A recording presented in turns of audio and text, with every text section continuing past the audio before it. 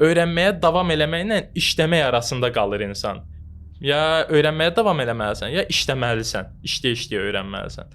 Orda səni nə motivasiya eləyib, necə seçim eləmisən? O maraqlıdır. Bir şey dediniz ki, işləmək və oxumaq. Ay yaşa. Mən məsələn elə bir dönəm var idi ki, həm magistraturada oxuyuram, imtahanlar ərəfəsi, həm iş, həm də proqramlaşdırma.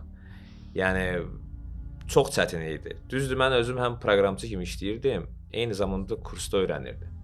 Yəni təbii ki, o kursda öyrəndiyimlə işlədiyim arasında fərq çox idi. Daha yaxşı proqramçı olmaq üçün daha yaxşı kursa gəlmək lazımdır. Daha yaxşı mütəxəssisdən dərs almaq lazımdır.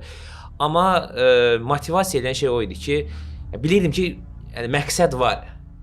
Sonda uğurlu insanlara baxırdım, deyirdim ki, hə, onların da azdan çoxdan həyat taleyi bizə bənzəyir də. Yəni bu qədər insan gedib alındırıbsa, deməli alındırmaq mümkündür də. Yəni yarıda qoyub getmək həll yolu deyil.